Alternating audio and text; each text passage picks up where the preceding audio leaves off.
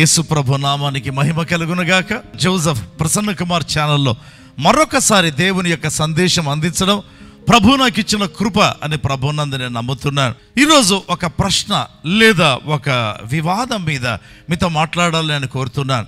యేసు ప్రభును బతిమాలుతూ ప్రార్థన చేయవచ్చా, చేయకూడదా? కొంతమంది సేవకులు బతిమాలుతూ ప్రార్థన చేయకూడదు అని చెప్తారు. మరికొంతమంది అలా కాదు, బతిమాలుతూ ప్రార్థన చేయాలి అని చెప్తారు.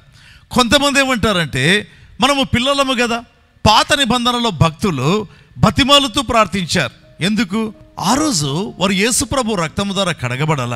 అయితే కొత్త నిబంధనలో మనం యోహాను 1:12 ప్రకారం తన్ను ఎందరు అంగీకరించిరో వారికి అందరికీ ఆయన దేవుని పిల్లల గుట్టకు అధికారం ఇచ్చాడు. కాబట్టి దేవుని పిల్లలమైన మనం ఎందుకు బతిమాలతాం? అలా బతిమాలితే దేవుణ్ణి బాధ పెడతాం, ఆత్మను బాధ పెడతాం అనేటువంటి వారు మరికొందరు ఉన్నారు. దేవుని ప్రియబిడ్డలారా, వజ్రాన్ని వజ్రముతోనే కొయ్యాలి అంటారు కదా. సో దేవుని వాక్యాన్ని వాక్యముతోనే వివరిస్తాను. ఓకే, అసలు ప్రార్థన అనేటువంటి మాటలో అర్థించడం అనేది ఉందండి. ప్రార్థన అనేటువంటి మాటలో లోపలికి తొంగి చూస్తే అర్థించుట అంటే అడగడం, అంటే అడగడం కూడా కాదు, అంతకంటే బలమైన మాట వేడుకోవడం అనే మాట కనిపిస్తుంది. కాబట్టి ప్రార్థన అంటే దేవునికి నీ అవసరత తెలియపరచడం కాదు, నీ అవసరత చెప్పడం కాదు, కానే కాదు. తెలియపరచడం వేరు, ప్రార్థన వేరు. నీ అవసరత బయలుపరచడం వేరు, లేకపోతే ప్రార్థన వేరు. ప్రార్థన అనేది అడగడం. హల్లెలూయా. దేవుని వాక్యంలో గమనిస్తే యేసు ప్రభువే ఏమన్నాడో చూద్దాం.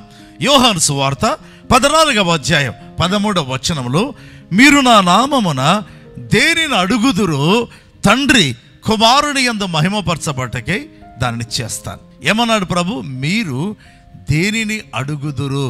ఏం చేయాలంట? మన అక్కర్లు దేవునికి తెలియపరచడం కాదు, అడగాలి. ఏమని ప్రభు అన్నాడు? అడగాలి అంటున్నాడు. హల్లెలూయా. బైబిలే చక్కటి ఎక్స్ప్లెనేషన్ అండి. ఇంకా యోహాను సువార్త 14:14లో ప్రభు ఏమన్నాడంటే, నా నామమున మీరు నన్ను ఏమి అడిగినాను నేను చేస్తానన్నాడు. ఏమి అడిగినా. యోహాను సువార్త 14వ అధ్యాయంలో ఇంకా యేసు ప్రభు చనిపోలేదు. ఈ యొక్క 12 మంది శిష్యులు ప్రభు రక్తము ద్వారా కడగబడిన అనుభవం ఇంకా లేదు. ప్రభు రక్తము ద్వారా కడగబడితే అప్పుడే కదా సంపూర్ణంగా ప్రభు యొక్క బిడ్డలవుతారు. కాబట్టి అప్పుడు ప్రభు అన్నాడు, ఇంకా చనిపోక ముందు ఏమన్నాడు? నన్ను ఏమి అడిగితే అన్నాడు. కానీ చనిపోయిన తర్వాత అప్పుడు మనం సంపూర్ణంగా దేవుని బిడ్డలము కదా, దేవుని పిల్లలము కదా, అడగాల్సిన అవసరం ఉందా? పిల్లలు, కుమారులు, కుమార్తెలు ఎంతమంది ఉన్నా అందరికంటే మించిన ఒకే ఒక జనితైక అద్వితీయ కుమారుడు యేసుక్రీస్తు కాదా? ఒకసారి ఆలోచన చేద్దామా? ఒకరోజు యెహోవా దేవుడు తన కుమారుడైన యేసుక్రీస్తును చూచి ఏం చెప్పాడో చూద్దాం. కీర్తనల గ్రంథం 2వ కీర్తన 6 నుంచి చదువుతూ పోతే, తండ్రి తన కుమారుడైన యేసుక్రీస్తును చూచి ఏమన్నాడంటే, నన్ను అడుగుము, జనములను నీకు స్వాస్థ్యముగా ఇస్తాను, భూదిగంతములను నీకు సొత్తుగా ఇస్తానన్నాడు. కుమారుడైన యేసుక్రీస్తు కూడా తండ్రిని ఏం చేయాలంట? అడగాలి. ఏమని రాయబడింది? అడగాలి అనేటువంటి మాట. కాబట్టి యేసు ప్రభు తెలియపరచకూడదంట, అడగాలి. సో దేవుని దగ్గర వాక్యపు క్రమం ఏంటి? మనం దేవుణ్ణి అడగాలి. హల్లెలూయా. దేవునికి స్తోత్రం చెల్లిద్దామా? బైబిల్ ఎప్పుడు కూడా ఏ విషయంలో కూడా తన బిడ్డలను, క్రైస్తవులను చీకటిలో ఉంచలేదు, సత్యములు బయలు పడనీయకుండా ఉంచలేదు. సరే అండి, యేసుక్రీస్తు ఎలా ప్రార్థన చేస్తాడో చూద్దాం. ఎందుకంటే మేము పిల్లలము, మేము దేవుని బిడ్డలం, మేము బతిమాలము. ఓకే, అడగడం బట్టి ఎలా అడగాలి? మొట్టమొదటి యేసు ప్రభు ఎలా అడిగాడో చెప్తాను నేను. ఓకేనా?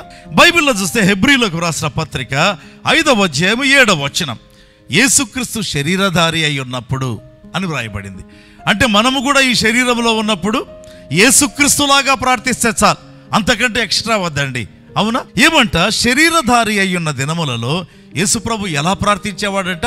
మహారోదనముతో ప్రార్థించేవాడు, గట్టిగా ఏడుస్తూ ప్రార్థించేవాడు. ఎందుకండి అంత ఏడుపు? తండ్రి అయిన దేవుడు ఇవ్వనన్నాడా? ఇవ్వనంటే అంత ఏడుస్తున్నాడా? కాదు. తనలో ఉండే భారం, తన హృదయంలో ఉండేటువంటి ఒత్తిడి, తన హృదయంలో ఉండేటువంటి వేదన, తన హృదయంలో ఉండే కన్సర్న్ అంటే అంత గట్టిగా ఏడుస్తూ ప్రార్థించేవాడు. రెండవదిగా మహారోదనముతోనూ, బైబిల్లో వ్రాయబడింది కన్నీళ్లతోనూ ఏడ్చేవాడట. ఏ కుమారుడైనా తండ్రి దగ్గర ఏడుస్తాడా? ఓసారి ఆలోచన చేయండి. ఏ కుమారుడైనా ఫీజు కట్టేదానికి డబ్బు లేదని ఏడ్చే వాళ్ళు ఎవరైనా ఉన్నారా? ఎప్పుడైనా ఎక్కడైనా జరుగుతుంది. అయితే తన తండ్రి ధనవంతుడైతే ఏ బిడ్డ అయినా వెళ్ళి ఫీజు కట్టేదానికి డబ్బు లేదని ఏడుస్తారా? నో. మరి మన తండ్రి బుద్ధి జ్ఞాన సర్వసంపదలు కలిగిన దేవుని దగ్గర నేను ఎందుకు ఏడవాలి? బైబిల్ చెప్తుంది, యేసుక్రీస్తు శరీరధారి అయి ఉన్న దినములలో మహారోదనముతో కన్నీళ్లతో బైబిల్ చెప్తుంది తన్ను మరణము నుండి రక్షింపగలవానికి ప్రార్థనలు యాచనలు సమర్పించాడు. చూడండి, బైబిల్లో యేసుక్రీస్తు యొక్క ప్రేయర్ స్టైల్ అట ప్రార్థన యాచన. ప్రార్థన అంటే అడగడం, ప్రభువా జ్వరంగా ఉంది బాగు చేయి ప్రభువా, ప్రార్థన. యాచన అనే మాట ఎప్పుడైనా విన్నారా మీరు? యాచన అనేటువంటి మాట, యాచకుడు అనే మాట ఎప్పుడైనా విన్నారా?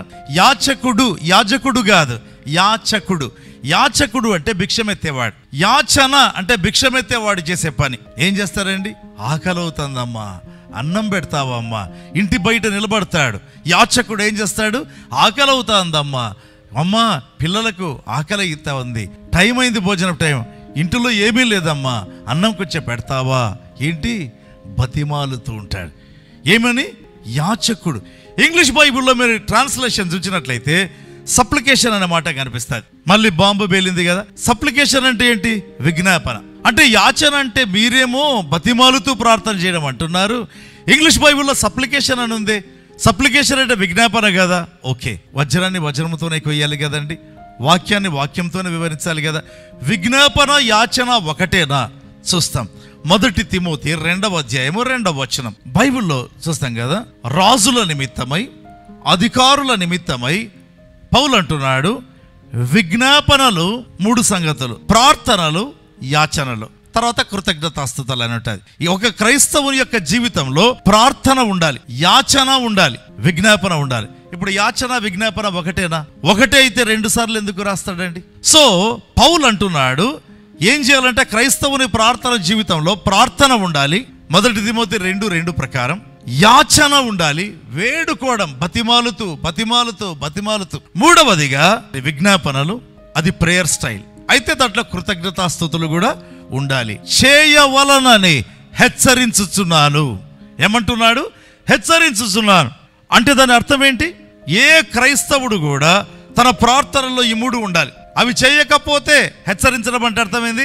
అవి చేయకపోతే ప్రార్థనే కాదు, విజ్ఞాపనే కాదు. విజ్ఞాపన అంటే ఇతరుల కొరకు ప్రార్థన చేయడం, యాచన కూడా అంటే బతిమాలుతూ ప్రార్థన చేయడం.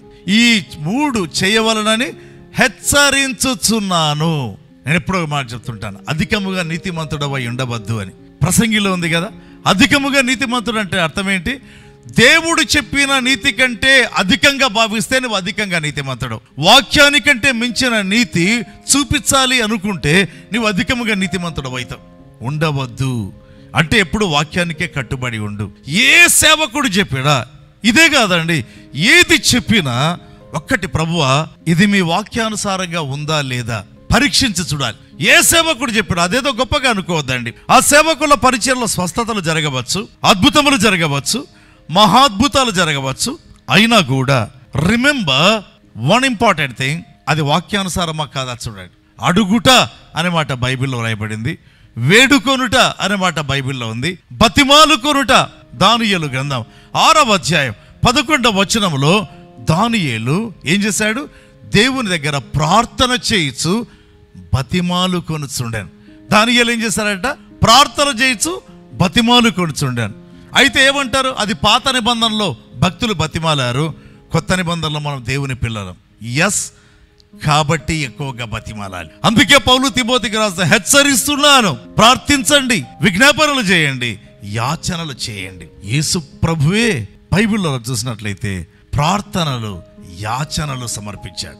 ఆయన కుమారుడయ్యుండి, ఆయన తర్వాతనే కదా మనం కుమారులం. కుమారుడు యేసుక్రీస్తే. యేసుక్రీస్తే సాగిలపడి గెత్సెమనే తోటలో ప్రార్థన చేశాడు. అవునా? ఎందుకంటే సాగిలపడ్డం? కుమారుడు కాదా? మనలాంటి కుమారుడు కాదు యేసుక్రీస్తు, తండ్రి సింహాసనం మీద కూర్చుండేటువంటి కుమారుడు. అయితే ఆయన సాగిలపడి ప్రార్థించాడు. ప్రార్థనలో తగ్గింపు, విధేయత, ప్రభును బతిమాలడం, కన్నీరు కార్చడం, యెహెజ్కేలులాగా మూలుగులేయడం, ఇది దేవుని చిత్తం.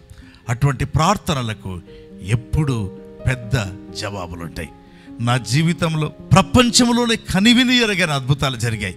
అందుకు దేవునికి స్తోత్రాలు తెలుపుతున్నాను. ఎప్పుడైనా ప్రభును బతిమాలుకుంటే ప్రభు దయ చూపిస్తున్నాడు. కారణం ఆయన వాక్యము ఆ విధంగా ప్రార్థన చేయమని తెలుపుతుంది. ఆయనకే స్తుతులు చెల్లిద్దామా? తలలు వంచుదాం.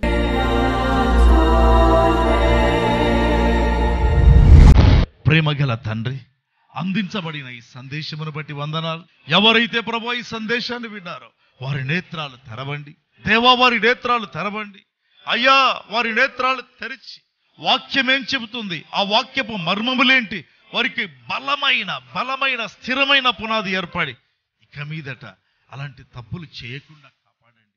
అలాంటి తప్పులు ఎన్నడూ చేయకుండా కాపాడండి ప్రభువా. స్వస్థతలు అవసరమైన వారికి అనుగ్రహించండి. ఎవరైనా అనారోగ్యముతో బాధపడుతుంటే స్వస్థపరచండి.